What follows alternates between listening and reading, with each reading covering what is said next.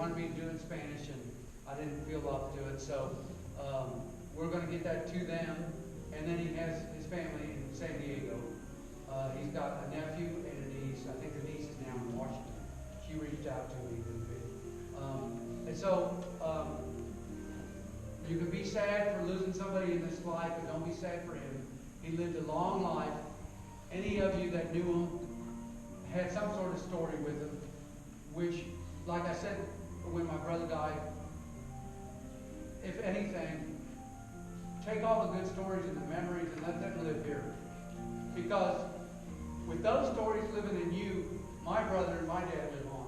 And so you can think back and you can say, wow, I remember when Jesse did this or Jesse did that.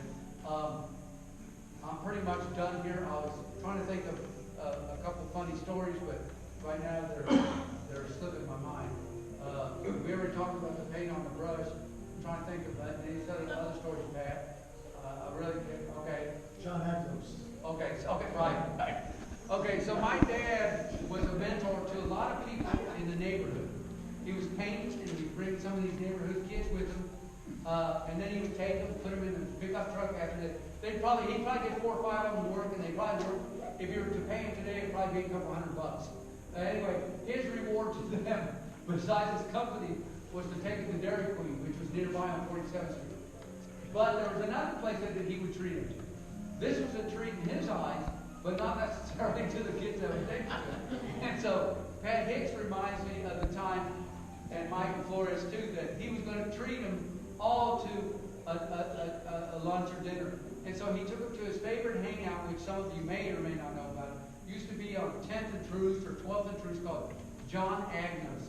Does anybody know that place? All right. Okay, so it's a neighborhood deal. Anyway, it was a little hole-in-the-wall place on 10th and Troost. You didn't want to go there at night. I don't think it was open at night, but it was daytime.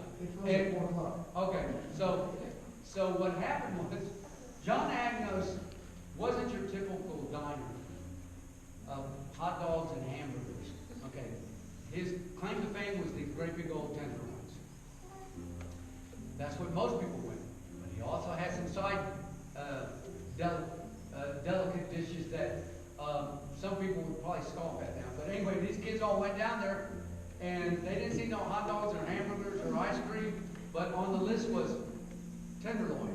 Now that they could recognize, and then below that was pig ears, and below that was pig snouts, and below that was pig's feet. And these kids thought, Pat said, man, I thought, this guy's jerking us out of a good dinner here, you know? And I don't want to eat no pig ear. But my dad absolutely loved that place. He grew up on 14th Street. And so he used to eat, as disgusting as it may sound, it may be good, I don't know, I'll have to try it one day. He used to get a pig ear sandwich with hot mustard on it. These guys all felt cheated because they said, what the hell's going on? So, you know, he goes, this guy's trying to take us. I don't want none of this. But they ultimately found the tenderloin and enjoyed that, I guess. But another story I'll tell you about, and Chris Preston G. Como will know this one. Joe will know this one. Jeff will know it.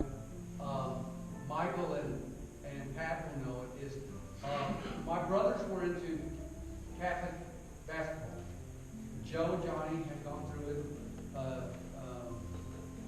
Mr. Carl was their coach. He was a judge, a big-time judge in Kansas City, but he was the coach for basketball. And they were both standouts, but there came a time that my dad got an idea.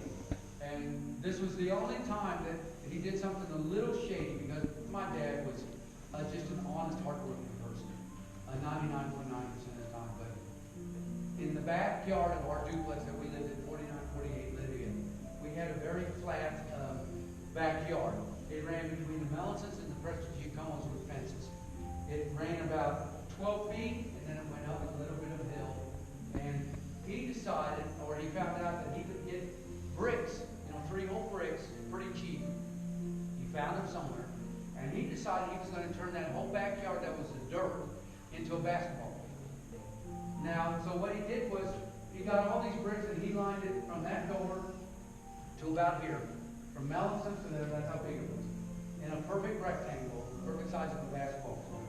And he put that on there, and then he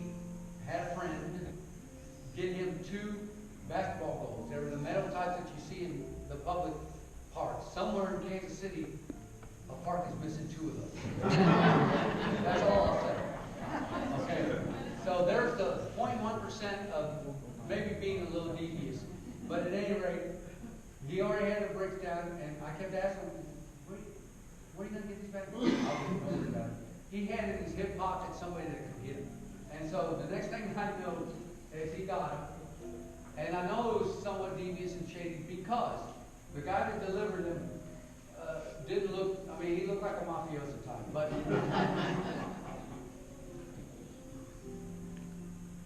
the reason I knew is one because they showed up here because they had been hacksawed off around them.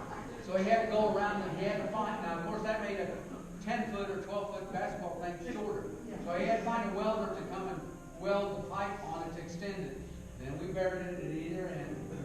Then I put up spotlights and we had, I don't know if we gave it a name or not, but I'm telling you that basketball court was more used.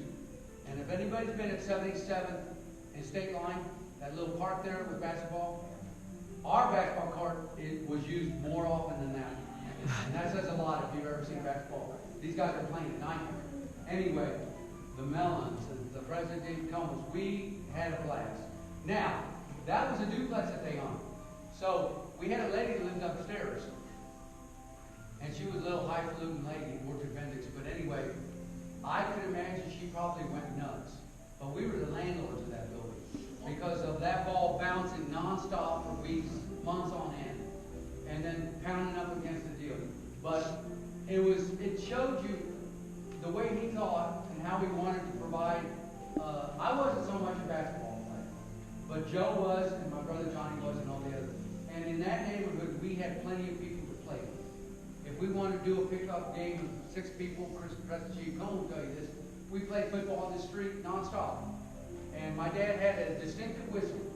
If you weren't in when he whistled for you on the porch, you know, everybody's. If you weren't at home, you were going to get in trouble.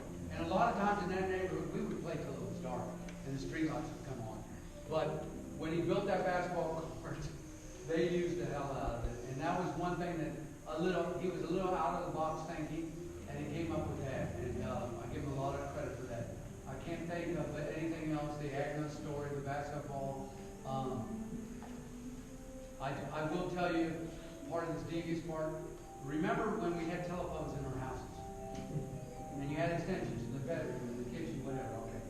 And I still remember our phone number back then, Emerson 32939. So the way that I knew, when those basketballs came and they were cut off, I was sitting there thinking to myself, you know, but I didn't dare ask him. And then the phone rang. And I picked it up in the bedroom. I had a trim line in my phone, which made me really cool. And my dad picked it up. There was this ominous voice. Jesse, I got him. And I thought, and then it clicked in my head. He got him. Those were the basketball moves. And then the next sentence, which cracks me up to this day, he said, man, and those things were heavy. So I hung up the phone. I thought, man, this is his side. But anyway, that's pretty much it. Remember all the good stories for anybody that met him. Nicole is here. She's a friend of my sister's. She told me a funny story too. Jackie, my sister, got married in Cabo San Lucas, and she happened to be partying one night and went to El Pueblito on the boulevard, where my dad worked there too. And she was talking about her friend going to get married, and my dad says, yeah. And then all of a sudden, Nicole said, yeah, down in Cabo. And then it clicked in his head, well, what's her name? And she said, Jackie Medina. And my dad couldn't believe it. So coincidental things in life, my cousin Fernando calls it magic, it's deja vu, whatever you want to call it. All these things come together, and I got a lot of stories like that because I lived in Atlanta, and I did a call at 3 o'clock in the morning. A friend of mine had been partying all night, drinking, and the hangout was El Pueblito after he got drunk at night. And they'd send me a text or they'd call me and say, hey man, I just saw your dad. He's working in El Pueblito. I said, okay, but I didn't lose him. What do you call me at 3:30? So I had dozens of calls in 10 years telling me, yeah, there's there's been a Jesse sighting. And so it's been a trip with him. But through you all, his legacy lives on. Through me, his legacy lives on. Keep all his good memories. I thank you for being here. And eventually we'll put this on Facebook for his family. So I'll send the links to some of you. I have your text. I put it on Facebook a lot, so if you're not on Facebook, I'll have to hopefully get your text. But thank you a lot. It's been a rough 3 weeks. Dying is never really fun when it's intimate to you. When you read about it, you hear about it, that's one thing. But when it's in your front door and in your face, and you're a caregiver, it's never any fun. And it's sad. It's a sadness that kind of, it's hard to say. Grief is something you never get through. You have to push through it. It never goes away. And you just have to change your whole perception of things. You have to accept it and acquiesce to it.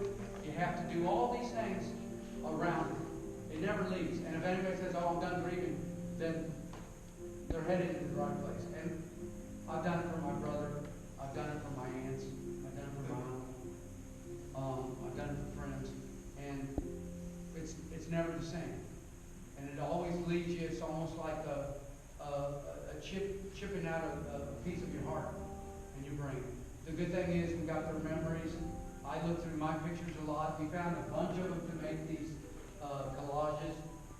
We have more, but